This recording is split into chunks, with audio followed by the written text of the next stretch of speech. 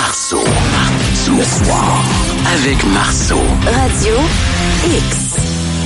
8h04. Cette émission s'appelle Marceau le soir. L'animateur Marceau est en vacances, quelque part à travers l'Amérique, avec sa moto. Mon nom c'est Alex. Camille est en face de moi. Oui. 5 pieds 4 et son chum en fait 5 pieds 8. Ouais. Ça ressemble à ça. Et Jordi à ma droite. Oui. Un des bacheliers les plus éligibles de Québec. J. Boivin à radiox.com. C'est la manière de le rejoindre et de se faire laisser par téléphone quelques années plus tard. Moi, c'est un célibataire, mais il va vous laisser par téléphone. Oui, c'est... T'attends à ça. C'est tout. Hey, il pleut présentement sur Québec, 12 degrés, avertissement Canada. Environnement Canada me lance un avertissement, disons-le de même, d'onde de tempête qui est en vigueur pour les secteurs de Bellechasse, Côte-de-Beaupré, l'île d'Orléans, Lévis et Québec. Donc 12 degrés avec de la pluie présentement. Ce soir, cette nuit, on tombe à 11 degrés. Et pour ceux qui croyaient qu'on serait réconforté par la journée de demain, eh bien, vous avez tort. 12 degrés, c'est ce qu'on aura demain, avec de la pluie ou de la bruine. Qui dit mercredi 20h dans Marceau le soir, dit Christian Page. Monsieur Page, comment allez-vous? Ça va très bien. Vous êtes un homme d'expérience. Avant qu'on commence le segment, je le demande à tous les invités cette semaine. Jordi, qui est à ma droite, nous a avoué lundi que lui, il sortait d'une relation de 3 ans et il a décidé de mettre fin à la relation via téléphone avec sa conjointe. Ça se fait pas, ça, Monsieur Page? Absolument pas. Bon! Marc Bellemare dit comme vous. Tout Mais le monde moi, dit j'ai comme déjà eu une rupture qui m'a été envoyée par texto. Ah, vous avez été victime. Ouais, moi aussi, ma première blonde, c'était ça aussi par texto. Ouais, genre, ne m'appelle plus, c'est terminé, là. Tu sais, tu dis, oh, OK. Aussi bref que ça. Ouais. Ça, c'est très paranormal, ça.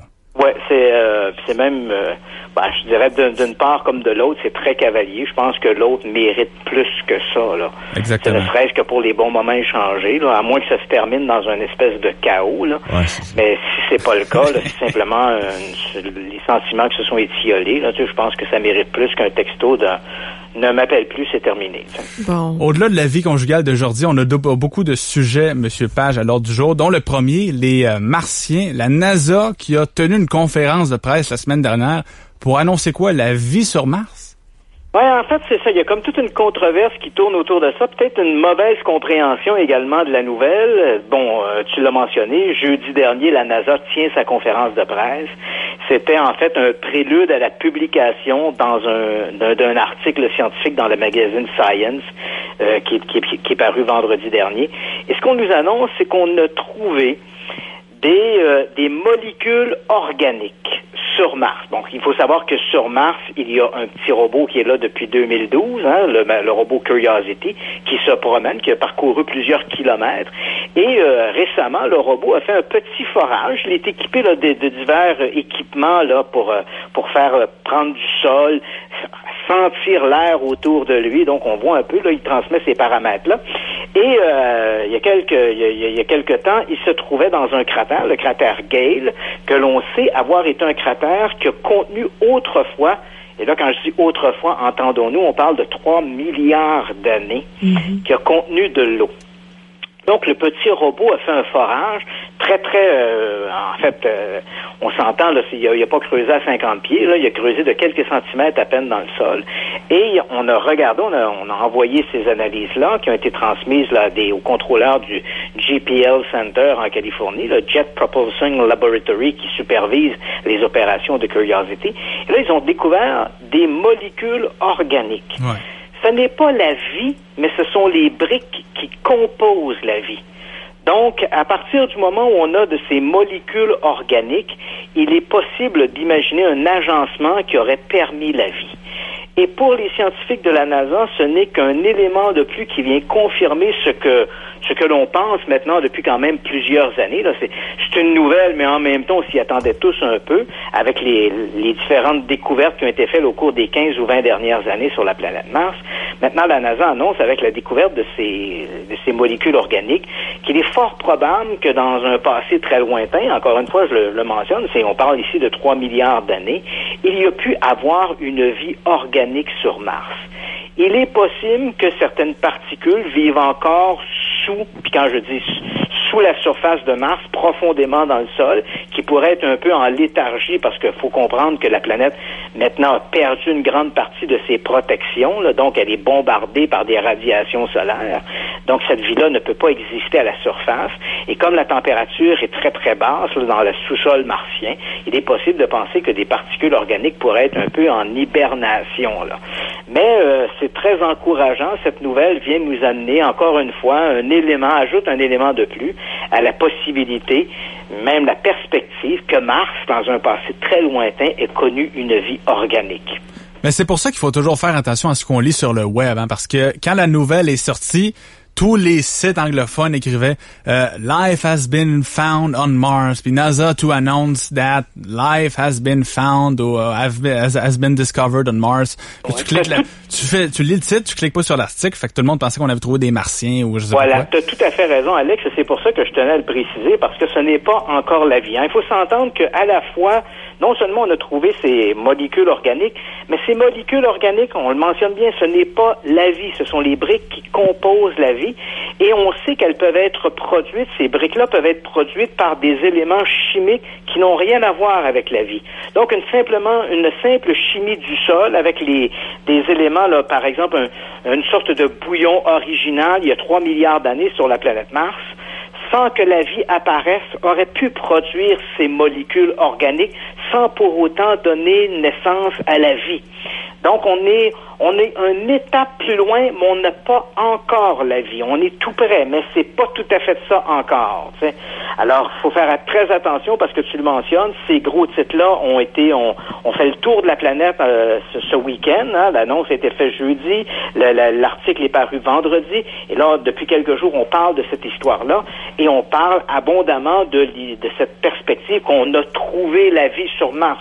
On n'en est pas encore là. On a trouvé des briques qui permettraient de croire que la vie s'est déjà développée sur Mars il y a fort longtemps. On dirait qu'à travers le monde, il y a deux familles qui, décennie après décennie, peu importe ce qui se passe, continuent de faire la controverse. La famille royale d'un côté et la famille Kennedy de l'autre. À chaque fois qu'on fait mention du nom Kennedy, c'est pour arriver avec une nouvelle théorie ou un nouvel élément dans quelque chose qui s'est passé en 63 ou en 64. Là, maintenant, c'est qui a tué Robert Kennedy. On pensait qu'on avait la version officielle du gars qui arrive dans la cuisine dans un hôtel de la Californie à Los Angeles et qui tire sur Robert Kennedy. Mais dit-on qu'il y aurait peut-être une autre version. Voilà, là, on va essayer, si tu le veux bien, de faire un petit bond dans le passé. On est le 5 juin 1968, et à ce moment-là, donc il y a 50 ans, là, on parle de 50 ans, c'était mardi dernier, donc il y a 50 ans, donc ce Robert Kennedy, qui est le frère cadet du président assassiné en 1963, il est en bonne position pour gagner les primaires et en fait le congrès du parti, et on le voit déjà comme le futur président des États-Unis. Donc, il termine un discours, il se trouve à l'hôtel Ambassadeur à Los Angeles, et au moment de quitter, ça c'est assez étonnant parce qu'on comprend que les théoriciens du complot vont rapidement sauter sur ces failles-là. Le Robert Kennedy ne devait pas être évacué. On ne savait pas de quelle manière on allait le faire évacuer l'hôtel. Donc, après la fin de son discours, les gens l'entourent et on décide à ce moment-là, pratiquement sur le vif, de le faire passer par les cuisines. Il y a devant lui la salle de réception qui est bondée de gens. Il y a des journalistes qui attendent à l'extérieur. Donc, on se dit, en passant par les cuisines, on va éviter la cohue. Et c'est là, en passant par les cuisines, qu'à un moment donné, alors qu'il est entouré de gens autour de lui, un homme se plante devant lui, dégaine une arme. En fait, c'est un petit revolver de calibre 22, hein. C'est un tout petit calibre, et il va décharger son arme en direction de Robert Kennedy. Kennedy est atteint de plusieurs balles, il s'effondre, il est encore conscient quelques instants, le temps de demander si d'autres personnes ont été blessées. Pendant ce temps-là, bien sûr, les gens qui entouraient Robert Kennedy se sont précipités sur le tireur. Il s'agit d'un jeune ressortissant palestinien de 24 ans, du nom de Siran Siran. Et bien sûr, il a l'arme au poing. Donc, il y a pas de doute, on est en présence du tireur, là. C'est pas comme le frère assassiné en 1963, où on retrouve une carabine au 6e étage d'un dépôt de livres, qui a tiré, qui n'a pas tiré, mais dans le cas présent, l'homme a l'arme au poing. Alors, il est rapidement immobilisé, il sera éventuellement condamné pour son geste, il sera condamné à mort, mais l'État de Californie va rendre, en fait, on va déclarer non constitutionnelle la peine de mort, et ce Sirhan verra sa peine être commuée en prison à perpétuité, et il est toujours derrière les barreaux aujourd'hui. Donc ça, ce sont les événements de 1968. Mais il y a des éléments là-dedans assez surprenants. Ce Sirhan, par exemple, a toujours raconté au lendemain de son arrestation et encore en janvier dernier, lors de sa énième demande de libération conditionnelle, il répète: je ne me rappelle pas ce qui s'est passé ce soir-là. Bien sûr, on pourrait dire, c'est facile, c'est l'assassin qui essaie d'éviter ou d'accepter l'odieux du geste. Mais Sirhan a toujours dit la même chose. Je me rappelle être rendu à l'hôtel, et là, il se rappelle avoir rencontré une femme qui portait une robe à pois, d'ailleurs que l'on voit sur certaines photos dans l'entourage assez proche de Robert Kennedy, dont on n'a jamais identifié la dame. Et il dit, j'ai rencontré cette dame qui m'a amené prendre un café, et ensuite, c'est le vide, le blanc. Et quand je me réveille, je suis immobilisé sur une table à vapeur. Des hommes sont autour de moi et m'immobilisent alors que j'ai l'arme au poing. On va retrouver chez Sirhan un document, en fait un petit carnet, dans lequel il a écrit à société, en fait à répétition sur toute une page. Robert Kennedy doit mourir, Robert Kennedy doit mourir, Robert Kennedy doit mourir. Il a répété ça une trentaine de fois sur la même feuille. Tu comprendras que ça va jouer fortement contre lui durant son procès. Ouais. C'est le discours d'un homme complètement fanatique. Si je compare un peu à la mort de son frère, si je me trompe pas, t'as la Warren Commission qui a pondu le Warren Report, qui elle disait il y a un seul coupable, c'est Lee Harvey Oswald, c'est lui le seul tireur. Puis t'as la Chambre des représentants qui de son bord a fait son enquête en disant c'est Lee Harvey Oswald, mais il y a peut-être quelqu'un d'autre. La base des conspirations, c'est ça, c'est à cause que la Chambre des représentants s'est pas branchée puis a laissé la porte ouverte. Dans le cas de Robert Kennedy, est-ce qu'il y avait de l'ambiguïté dès le départ ou c'est nouveau cette ambiguïté-là? En fait, l'ambiguïté, je te dirais que dès le lendemain de l'attentat contre Robert Kennedy, on a commencé à se poser des questions. Et cette ambiguïté-là naît immédiatement avec la publication du rapport d'autopsie. Parce que, au moment où Kennedy, il décède à peu près, il est gardé en vie à peu près une vingtaine d'heures après l'attentat, il décède, et son autopsie sera faite par un médecin de Los Angeles, le célèbre docteur Thomas Nagoshi, qui a fait notamment les autopsies de Marilyn Monroe, toutes les grandes vedettes de James Dean et compagnie. Donc, ce type-là est rapidement dans le collimateur des médias, et il déclare, son rapport d'autopsie mentionne, que la balle qui a tué Robert Kennedy a été tirée à moins de 3 centimètres derrière l'oreille droite. Alors, tous les gens qui étaient présents se disent, attention, là, il y a quelque chose qui fonctionne pas. Jamais Sirhan n'a été derrière Robert Kennedy et il n'a jamais approché de plus d'1 mètre de Robert Kennedy. Alors, qui a tiré cette balle derrière Robert Kennedy? Bien sûr, quand on essaie de revisualiser un peu la situation, il est possible que dans le chaos, Robert Kennedy, après la première détonation, la deuxième détonation, a pu se tourner, tourner le dos au tireur, et à ce moment-là, Sirhan n'aurait eu qu'à faire un pas en avant pour pratiquement être sur la tête de Robert Kennedy.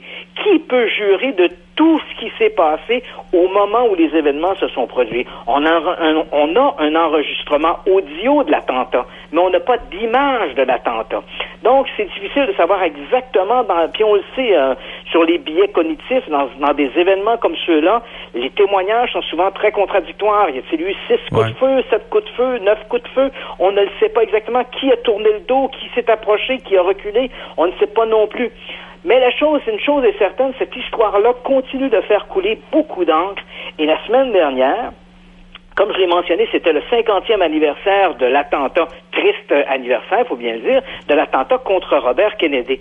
Et la famille, Robert Kennedy avait plusieurs enfants, 7 ou 8 enfants, et l'un de ses fils a pris la parole durant cette réception à l'honneur de son père, et il a maintenu que pour lui, il est clair que quelque chose ne fonctionnait pas dans cette histoire d'attentat.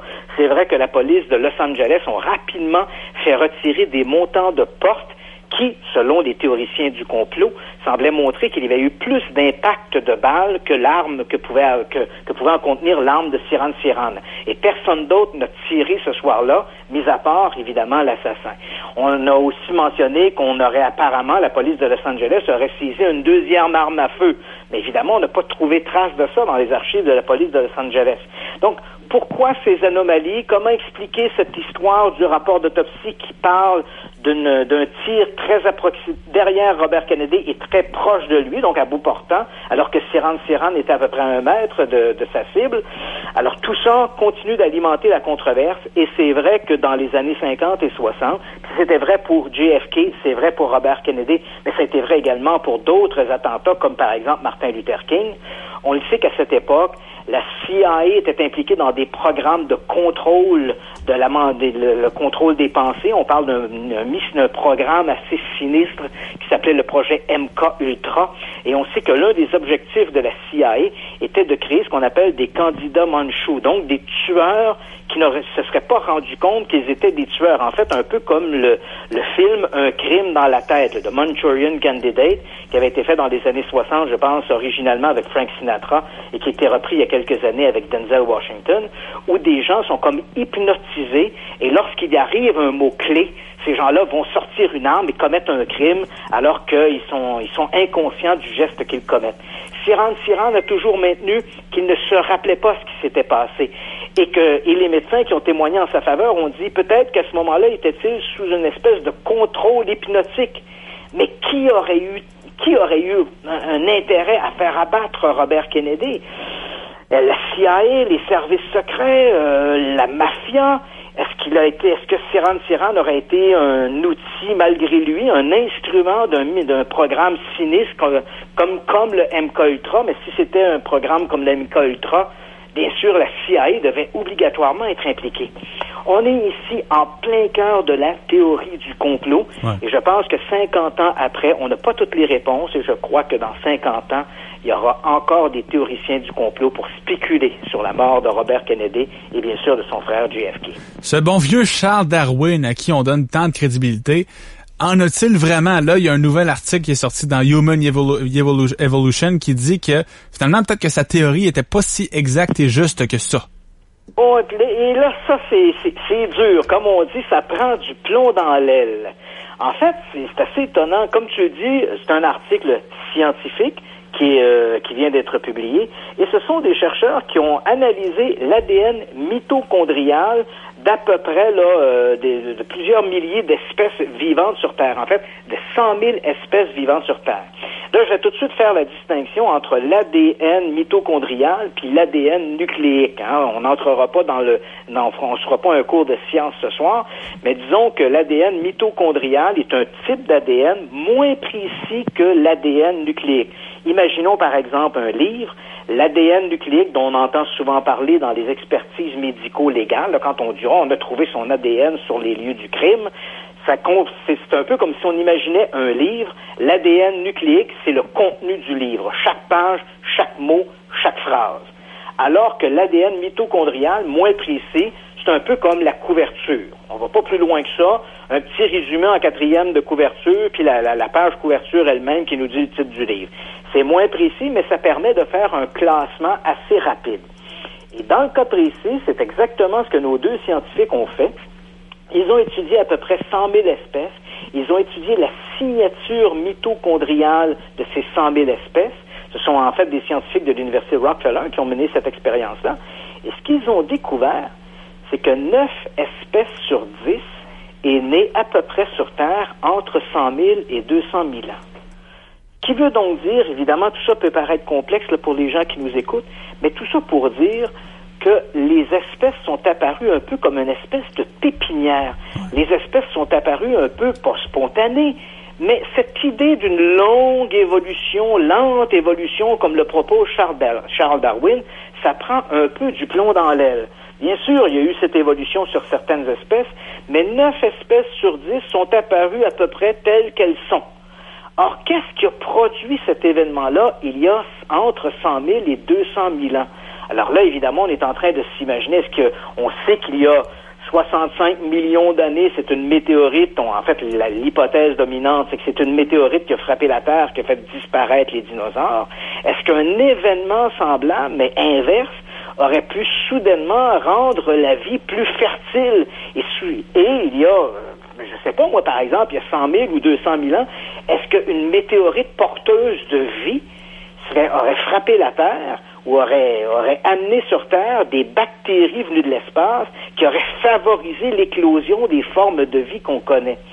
Une chose est certaine, la vision que l'on avait de cette évolution telle que l'imaginait Charles Darwin, une lente évolution passant d'un prototype ou d'un spécimen A à un spécimen B, un spécimen C, viennent soudainement de prendre sérieusement, elle en prend pour son rhume avec cette nouvelle étude scientifique.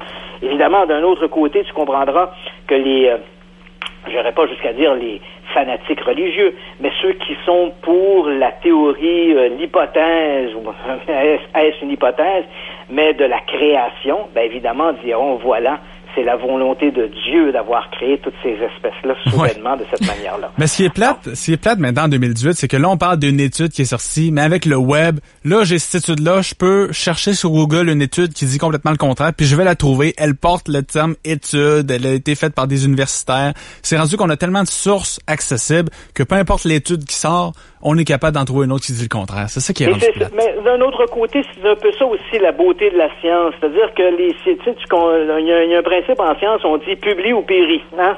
Donc, les scientifiques, c'est un peu ce qu'ils font. Ils font une recherche et le résultat de ces recherches-là sont publiés. Elles sont soumises à la critique des pairs. Et il est fort probable que cet article-là va soulever, évidemment, de vives critiques dans les milieux de la biologie, de l'évolution, etc. Et il est fort probable que dans quelques mois, dans quelques années, on verra une autre étude ou bien de venir confirmer cette première étude-là ou l'infirmer totalement. Mais c'est comme ça que la science progresse et c'est ce qui nous a permis de passer de l'âge de pierre à la conquête de l'espace. Monsieur Page, il nous reste quelques instants pour parler de la dernière nouvelle. Des gens dans le Montana qui, en bon québécois, auraient fait un Christi de saut. Le monstre s'appelle Chupacabra, c'est le même qu'on le prononce? Le Chupacabra. Chupacabra. En fait, c'est un nom espagnol, une créature mythique qui veut dire en français le suceur de chèvre. Bon. Oh. Et en fait, cette créature-là, elle est apparue au milieu des années 90, en particulier dans des communautés hispanophones. Et à l'époque, c'est assez amusant parce que la créature s'est beaucoup transformée. Au début, les gens la décrivaient comme une espèce de créature qui était à mi-chemin entre la gargouille et le kangourou, qui s'attaquait à des animaux de ferme et buvait leur sang. Et peu à peu, avec le temps, cet animal-là s'est transformé. Il est devenu une espèce de chien qui est pas tout à fait un chien, qui est une espèce de canidé inconnu. Et voilà que, on a l'impression ici de lire un roman de science-fiction, hein. Et pourtant, dans le Montana, il y a quelques jours, deux fermiers ont abattu un animal de ce type-là. Il s'agit en fait d'un canidé. Donc, on n'a aucun doute qu'il il fait partie de la famille des chiens. Mais il est effectivement très curieux. Hein. Ses pattes sont différentes des pattes ce n'est pas un loup, c'est pas un coyote, c'est pas un chien. Ses pattes sont beaucoup trop courtes pour ça. Ses oreilles sont plus longues, son museau est plus avancé. Bref, on n'a jamais rien vu de semblable. Et là, on n'est pas ici dans le cadre de la science-fiction. Là, on a l'animal, parce que c'est vrai que dans le domaine du surnaturel, c'est souvent c'est dans cet univers-là qu'on trouve la plus belle collection de photos floues. Mais dans le cas présent, on a bel et bien la carcasse de l'animal. Le département de la faune est intervenu. On a fait des prélèvements d'échantillons. On a fait des prélèvements d'ADN, pardon. Et on avait vu déjà dans le passé des animaux qui étaient comme des hybrides. Hein? Par exemple, des coyotes. On sait que les canidés peuvent se mixer entre eux. Donc, on avait déjà vu, par exemple, des loups américains, par exemple, se mêler avec des coyotes mexicains. Donc, on en trouve assez abondamment de ces animaux près de la frontière entre le Texas et le Mexique. Mais là, on est comme soudainement dans une espèce de génération subséquente. C'est comme si on avait un animal déjà mixé qui s'était remixé avec un autre animal. Donc, on est complètement en présence d'une nouvelle créature comme on n'en a jamais vu. C'est sûr que c'est un canidé, on s'entend bien. Ouais. C'est pas sorti d'une soucoupe volante. Mais jusqu'à maintenant, on n'a encore jamais vu un type de canidé comme celui-là. Monsieur Page, c'était un plaisir et vous serez de retour la semaine prochaine, mercredi, avec le retour aussi de Yannick Marceau, ce séduisant Adonis. Merci. Bonne fin de soirée à tous. C'est bon, bye. Salut. Christian Page, enquêteur du paranormal. As-tu peur, Camille? J'ai peur des chupacabras.